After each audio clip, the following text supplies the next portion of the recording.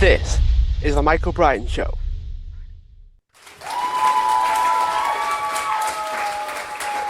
Hi everyone, welcome back to the show. And I am joined with Brian Townsend, who's a former DEA agent, and he helps people work through things like opioids and fentanyl, essentially addictions. So there's so much that goes into it. We're going to dive in as far as we can. Brian, thanks so much for joining me. Yeah, absolutely. Thanks, Michael. Happy to be here. This might sound like a bit of a weird first question, but what convinced you to leave the agency and pursue the career that you have now?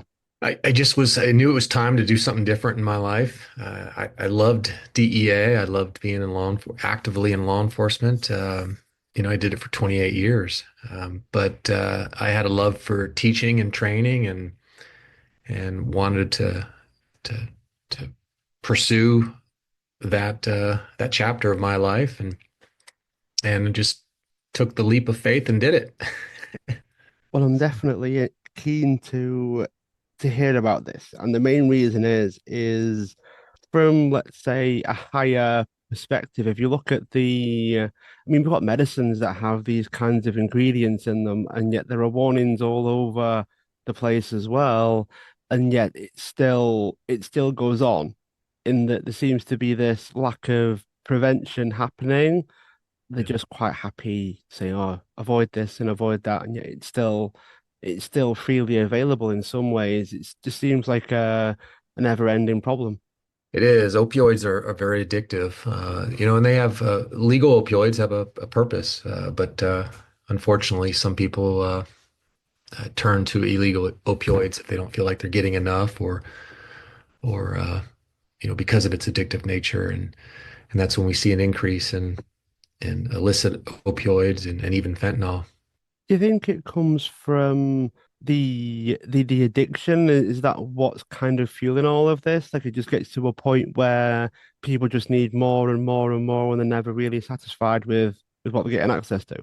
Yeah, addiction or substance use disorder is it's a tricky thing. It impacts people differently as well, but we know that when you use chemicals or use drugs, and there's other things as well, but you get a dopamine release, and it's a natural chemical. But when you use drugs, your brain is just naturally trying to keep you safe to it, so it starts to resist that. So you build a tolerance to the substance, and then you continue to use it because you like that dopamine release, you like that feeling, and then over time, your brain starts to make changes and it starts to depend on that chemical to help you function, to help you put, jeans on in the morning.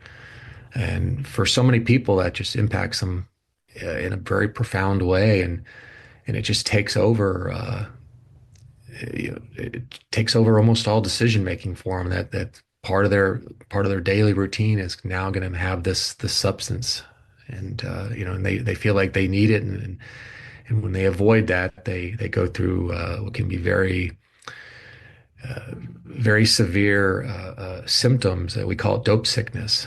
But this is real for a lot of people, and I think this is also, interestingly enough, because it's so complicated, and because it impacts us all so differently, it's hard for us to really wrap our heads around it because there are people out there who can use illegal drugs, different substances, and it doesn't impact them really. And then there are people who, after only one time, their whole life just starts to spiral, down. And so it's hard for us to understand you know, why does that happen like that? And then we say things like, why can't that person just stop? And for a lot of people, just stopping is not as simple as what it sounds like.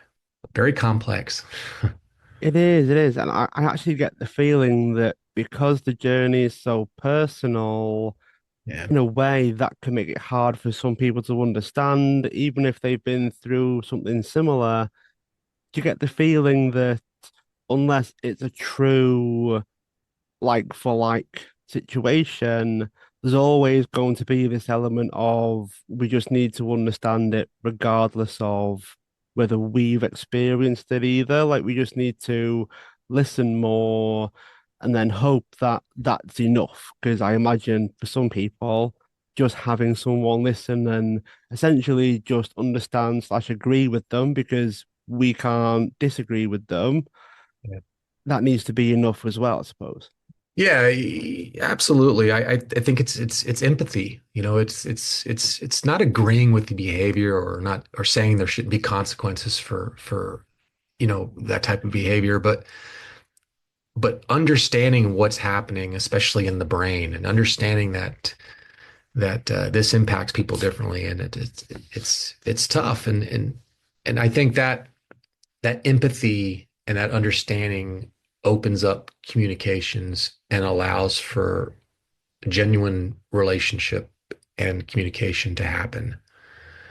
And I think that helps, especially the person suffering from addiction, know that he or she is not alone. There's options out there. And then that brings the bigger challenge of stigma. That's something else we carry. We're judging people, right? And when it comes, especially when it comes to substance abuse, I mean, there's a stigma to it. We use words like addicts or junkies. We look at them as some type of moral failing, and we forget what the brain is actually doing to, I'm sorry, what the drug is actually doing to the brain. And and then that goes back to my earlier statement that it impacts us all so differently. So when someone can use a chemical and everything's okay, and then when the next person uses a drug and everything's not okay, we scratch our head and go, well, the last guy, he didn't have any problems with it. Why can't you just stop? And then that builds to the stigma as well, and it's a vicious cycle. But yeah, I think just stopping and saying, hey, what's going on and how can I understand this? And again, not agree or not celebrate drug use or bad behavior, but understand what's happening and say, okay, let's let's figure this out. I want to help you. Let's beat this. It must feel a bit strange for these people when people that have gone through a similar experience are also judging them somewhat. Like even the people within this world, the people that are trying to recover, they're trying to get better, they're trying to improve. Even people that are also getting better are also casting shade, I guess, or they're unsure as to why it went this way and not this way, and it must lead to a lot of comparison and a lot of judgment, and then people trying to essentially isolate themselves. Do you think that could cause other repercussions, like relapsing, because they think that there is no hope? If these guys are fine and I'm not, then maybe it is me. Maybe I am in part one of the reasons why. I know it's probably not that way, but it can be so hard for them to not go down that path when others are fine, but they don't seem to be. No, I agree. I think that does happen to some people. I think that there's a plethora of indicators or behaviors that are happening, and including that, uh, and we know that stigma not only can it like you said can it put people in that position where they're like, I guess I'm just going to continue using this substance, but but it also often puts them in a position where they don't want to ask for help. We know that through a lot of research now that a lot of folks are so ashamed and so embarrassed, and they don't want that judgment from family or friends, or even strangers for that matter. So they don't seek treatment. So they try to self-regulate or self-medicate or figure this out themselves, and or like you said, maybe just kind of give up and continue to use these dangerous substances. But it's if we could just remove the stigma, my goodness, the progress we would make in helping people would be phenomenal. It really would.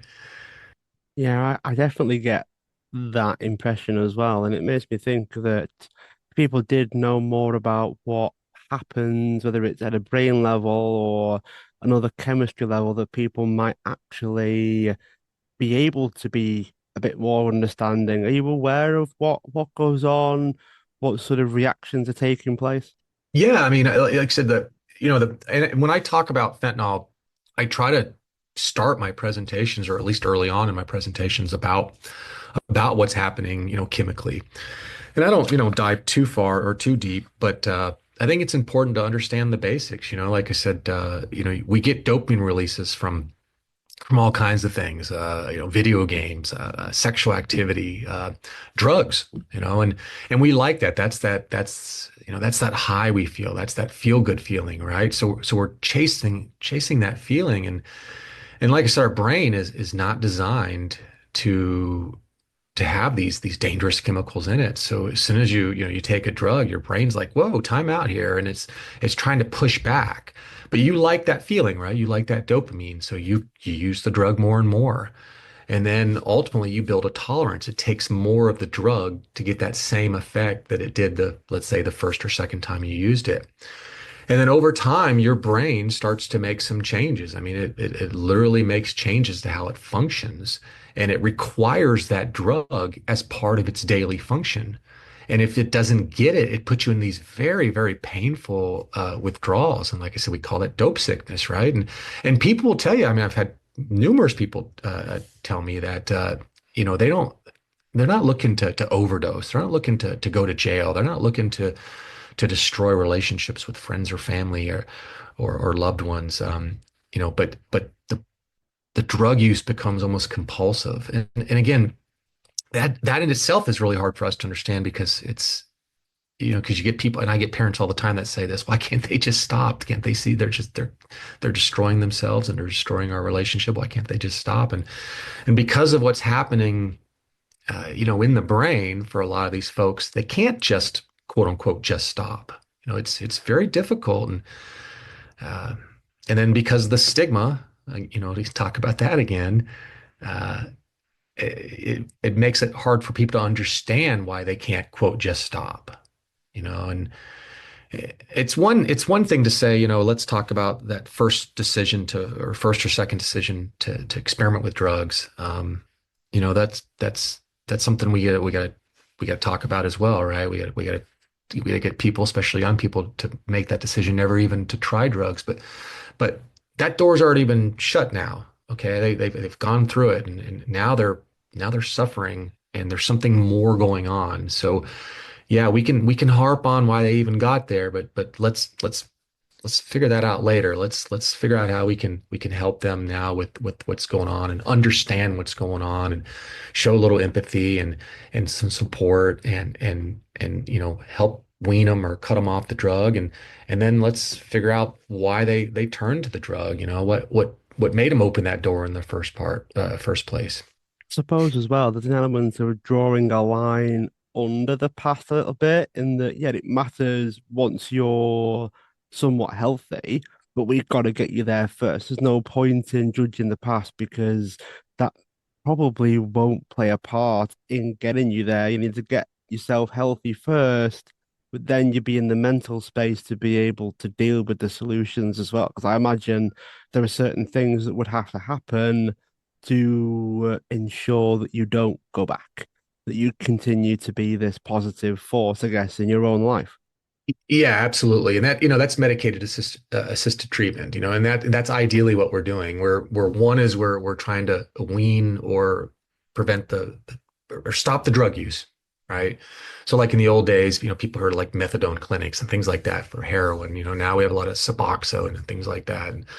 Um, and then let's go after the cognitive, let's go after why are they using drugs? Why did, is there trauma? Is there abuse? What's going on in their lives that force them to turn to drugs or alcohol?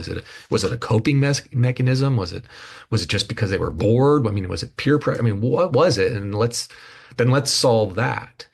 So it's really a two-prong approach to dealing with folks that are suffering from this. It reminds me of, I think there was a study that was done on rats many years ago now, where they had the choice between two solutions to drink. One was just water, one was, let's say, it had heroin or something of that effect, I guess. And they just kept going back to that one once they had a go to the point where they didn't even want to know the plain water. And if they were exposed to more daylight, they had more social connections, they were bouncing around enjoying themselves. They then didn't want the drug water. They were quite happy having the normal water. In that some of the things that we crave as people, as humans, can be enough on its own to at least gradually reduce the desire for a stimulus from somewhere else. Yeah, I'm aware of that. I don't remember all the details, but brilliant study, and it's the power of community is what I always took from that is when those rats were isolated and they turned to the cocaine or heroin, whatever was put in that water bottle, they were alone, and they just continued to take that drug. But when they were, like you said, with their community, I mean, rarely did they turn to that bottle when given a choice. And it was a powerful study. And I used to talk about that actually early on. That's funny you brought that up. Because I think the message there is truly power of community and the power of human connection and really does and what it really means to all of us. It does make me wonder though, Brian, because a lot of things that can happen, especially when it comes to drugs and opioid addictions and things of that nature, sometimes they happen to children, to sort of young adults and things. And that's in my own head when they are likely socially active as well, all the opportunities there. Is it enough to encourage that when I don't know. Are they all isolated, the young adults or teenagers that turn to drugs, or is there more going on? Because it seems a very simple approach to say, oh, we'll just make more friends. Yeah, it's pretty complicated. I think I don't think it's simple at all. I think the isolation definitely plays a part, and I think that's a concern for young people in the sense of we're not encouraging relationship building in young people. They're communicating for the most part with their cell phones or through social media, and we are not encouraging the face-to-face relationship building that is, I mean, it's needed for life, for success, for the development of your brain. And I think when you're alone and you're not building these relationships and getting the power that comes from that, and you feel more isolated and you're struggling or you're dealing with problems.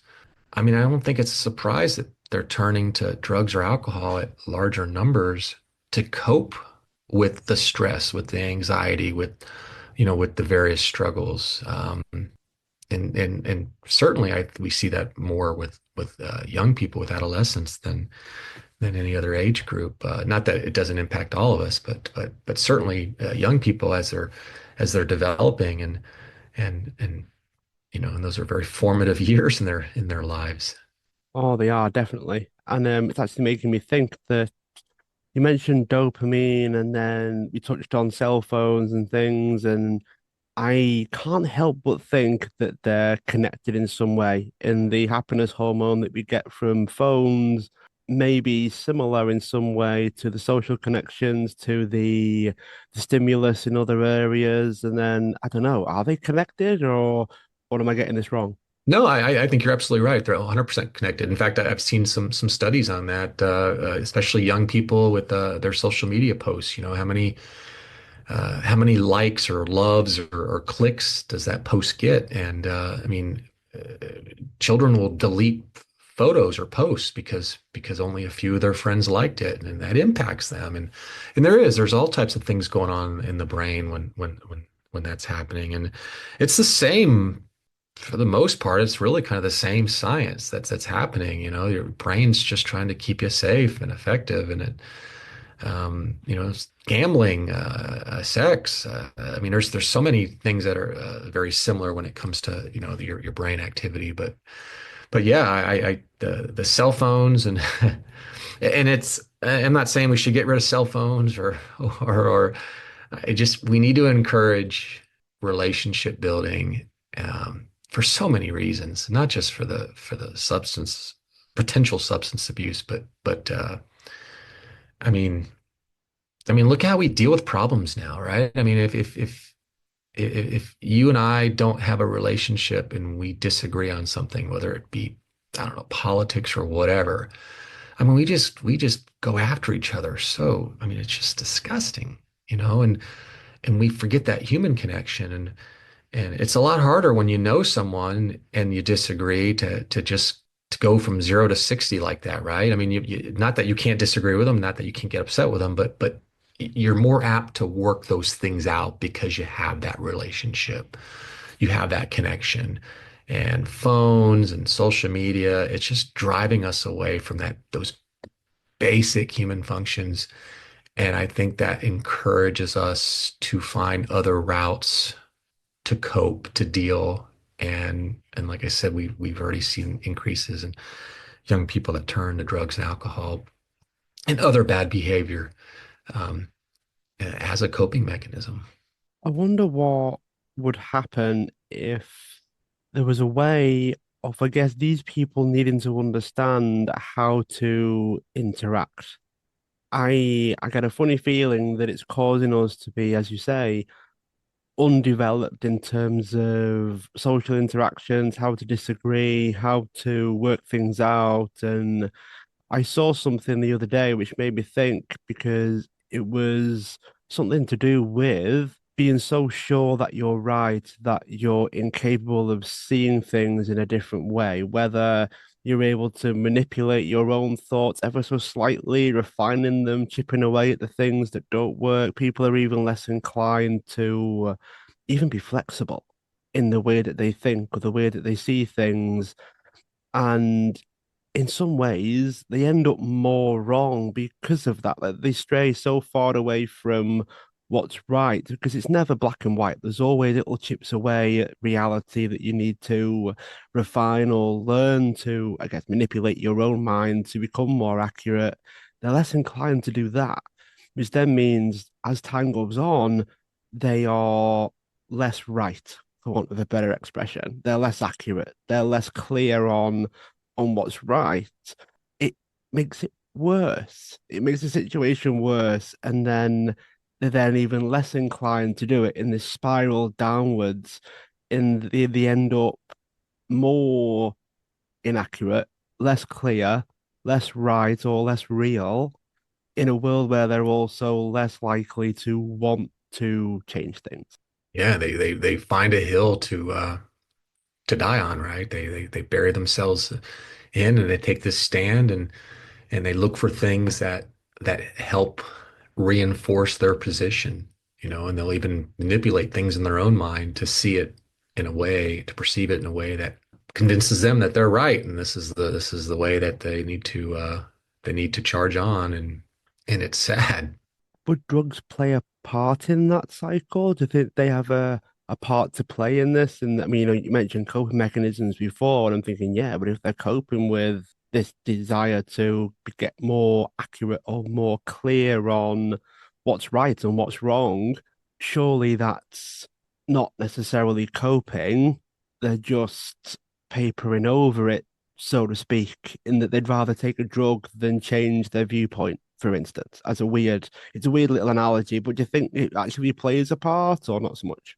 Maybe not so much. I mean, I think the coping mechanism is more towards the maybe the failure to establish a relationship, or just like you said, some type of trauma or abuse, mental abuse, sexual abuse, physical abuse. They're just the dealing with these things is so painful that they're looking at the drugs or activity or whatever the bad activity is as a way to avoid that pain.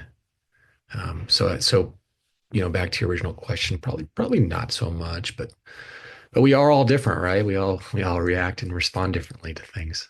Yeah, I reckon that that's worth digging into a little bit in terms of how we all react and respond to things and the different tools that we can use. Are there any tools that we could replace the drugs with? Mm. some to like stressed or being anxious or possibly suffering from some kind of PTSD from what they've experienced. What is out there that is healthier than this alternative called drugs? I think that one of the healthiest ones is just been able to talk to people, to turn to someone who has some empathy or understanding and just deal with these things, talk about them and figure out what potential solutions are and institute those solutions. And um, but if someone doesn't feel like they have the ability to turn to someone, then that's bad. Or if they feel like if they say something, then they're going to be labeled or because of the stigma and that they're going to be shamed and embarrassed, then that avoids them from seeking assistance or seeking help. But I think there's a plethora of activities. Like I said, maybe it's a punching bag. Maybe it's exercise. Maybe it's yoga. I mean, who knows? But I think just being able to have a communication and say, "Hey, I need help." "Hey, I'm struggling with X." Just being able to turn to someone and say those few words, those few words. Um, that's a struggle for many people, and I think that's why we need to understand what's happening and again, not agree with it, not necessarily agree with it, but uh, but but allow them to have that conversation in a non-judgmental way, right? Be an active listener who who genuinely wants to help the person with whatever struggles they're going through.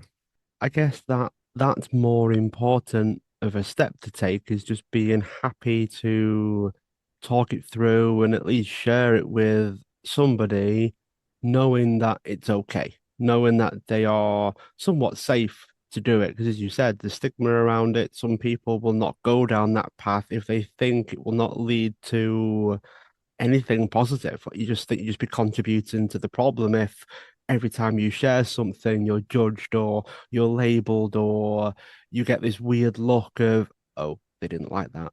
I'm not going to do that again. It just doesn't help when it happens once and then they just simply prevent that from happening again. And it would seem healthier to not share it than to share it if every time they shared it, something bad happens, or you suddenly start hearing names being floated around, and before you know it, there is almost an argument for not doing it. It- Absolutely, 100%.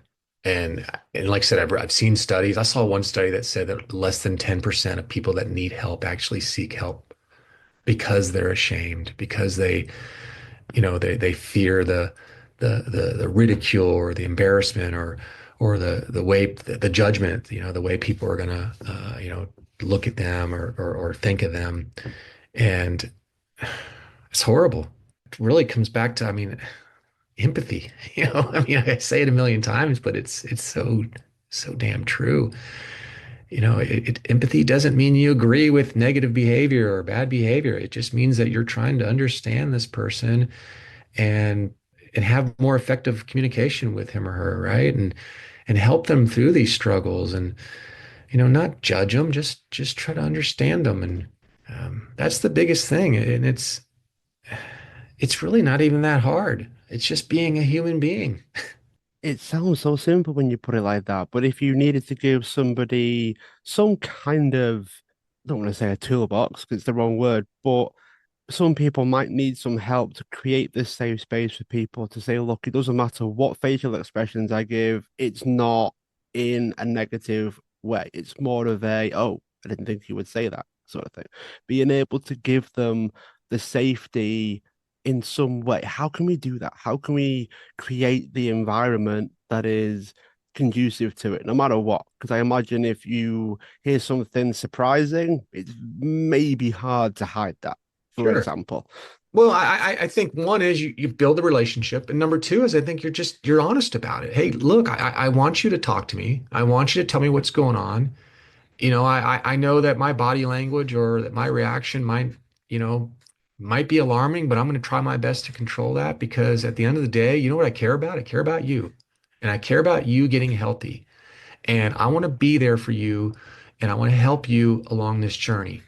So, if I do raise my eyes or if I do, show some body language, then please let's, either talk about it or ignore it because my interest is in your safety. And let's hash this out. Let's figure it out. And I think just having that relation that type of conversation, especially after you've built a relationship, because you've built, what's relationship building, right? It's trust. It's knowing that you're genuine. It's not, you're not just saying one thing and then doing another, right? It's knowing that if you've built this relationship and you say those things, you're telling this person that, hey, this is an opportunity for me to really connect here and find help, and he seems to legitimately want to help me. So let's take this lunch. Let's take this leap.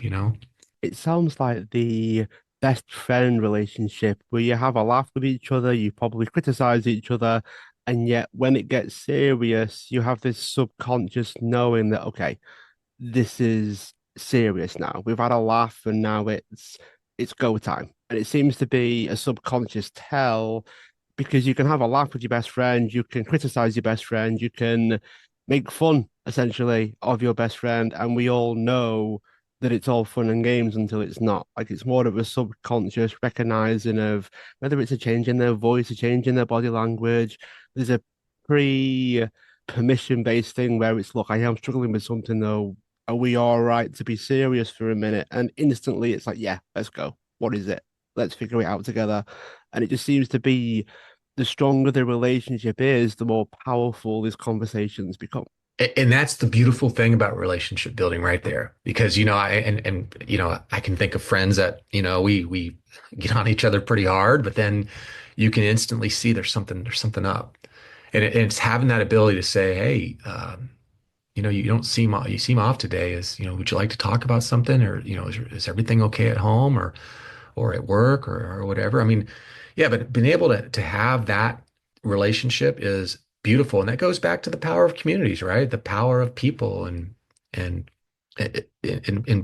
building human connection. I think that's it. I think we require it as human beings to properly function. I think so too. And I saw something going back a few years now. I'm just kind of recall this now. But basically, the idea of things like cell phones and technologies, they bring people closer that would otherwise be further away, but they push people away that would otherwise be closer, and that it keeps everybody at this same level. And it's usually outside of the wall that people put up an image or a mask, puts everybody in that position. They carry that mask with them offline as well. And that the online mask or image that they put up is becoming offline. In that some family and friends have no idea who this person is because everything becomes this system of communication that keeps everybody at this level. It never really brings people any closer. I agree. I do some leadership training, and we sometimes we do personal assessments, and one of them actually talks about the mask, right? It's the face we turn to in times of stress, and if you build a relationship with someone, you're going to see that, you're going to see the body language, you're going to see the behavior that changes that can be addressed. But we certainly all do that, right? We in times of hard times or in times of stress, like you said, we put that mask on, and it drives our behavior and the decisions we make. So taking on it from that angle, what would it take for people to drop that mask? Hmm. Because sometimes no matter what others will try to do or say or be, which we covered before, some things may never actually get any better. And the mask will stay up, the wall will stay up, and you might keep chipping away at it, but it's never really going to go away. How can we encourage people to drop the mask, to truly be themselves, to let go of things? Because very often things cause more pain if you grasp onto them tightly, when all you need to do is the complete opposite of that. And I know I say all you need to do is, but Hmm. it's not hard. It's not easy. It's No, not it's straightforward. No, it's not for everyone. You're right. Well, I think I've said this a lot, but building relationships. But we got to take care of ourselves too. That's a big part of it. We have to trust in ourselves and build our own selves up, right? And figure out that we're capable of doing amazing things and that whatever that takes, whatever changes I need to make or adjustments in my behavior or the things that I do, then um, to remove that mask, uh, then I got to do it. And at the same time, while building relationships and using that power of relationships and the power of learning from different perspectives and the power of just always trying to improve and be a better version of yourself every day. What reasons do you have for people wanting to do that? Because I'm subconsciously thinking, well, desire needs to play a part somewhere. Like they need to want to do better, whether it's the giving or the receiving of the help or the safety or the information or the perspective or whatever it is, there needs to be a desire for those things. Otherwise, they're just gonna keep doing what they're doing. Or let's say, you hear it all the time where you get someone that tries to help, the receiver will be like, okay, yeah, thank you. And they've said it in a dismissive way and that they're just trying to get away. They're just trying to get into a space where they can go back to their old self. Like they're just trying to go through the motions or they're just trying to shut the other person up, that sort of thing. It seems that we need to get rid of this dismissiveness of it as well. Otherwise, they just ignore it or they'll half listen to it and then go off on their own sweet way. Yeah, it goes to or it goes back to having an honest discussion with ourselves, right? And saying, and this is something else we talk about in leadership quite a bit, is, looking in the mirror and saying, how do I improve? What areas of my life do I need to work on? And that's just having an honest discussion with yourself, where um, and that's tough for people as well. But I think we need to encourage that in our own kids, and people we talk to is how do we get better? It's sometimes because sometimes we're the problems, right? I mean, I see this all the time in toxic work environments, and I know it's this kind of a separate subject, but really it's the same as what we're talking about. Is sometimes we have to stop and say, maybe I'm the problem. Maybe there's something I need to adjust to up my game and bring a better version of myself. And in doing so, I'm going to more efficiently contribute to the goals or the objectives, and I'm going to be better at building relationships and or whatever the outcome that you're looking for is. But I think we just have to have honest discussions with ourselves. I think it sounds simple, but and I think at the end of the day, it really is simple if you're just willing to understand and accept that. I think the idea of acceptance is something that we probably need to speak about because to be accepting of the other person, accepting of the solution, acceptance must play a huge part in someone's ability to communicate, to feel like they can. And then there's the whole being solution focused, finding a way around, accepting the fact that this is the solution that is likely going to work, that sort of thing. Talk to us a bit about what degree of acceptance that people need. I think we say we don't want a lot, but I think we truly do want a lot. But I think it has to start with ourselves. When I was in high school, I was I wasn't a popular kid. I wasn't uh, I had some really good friends, very loyal friends to this day. I always felt like I didn't accept myself, and and then that made me judge other people because they couldn't understand me or whatever, and I actually left when I graduated high school. I actually went to the middle of the United States to college, where I knew one person. And it was a way to reinvent myself. And really, if you dive deeper into that, it was just trying to figure out who I was or who I was and accept myself and figure out what I could work on to be the better version of what I wanted to be.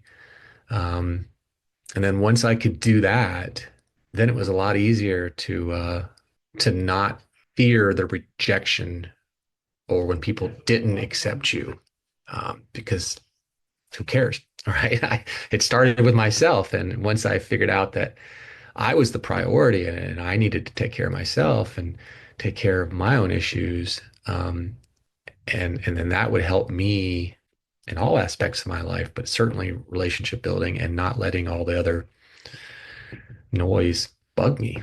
It still bugs us, right? I mean, we all want to be accepted. We all want to get along, but if you're not willing to start with yourself, then you're going to be just chasing your tail all the time.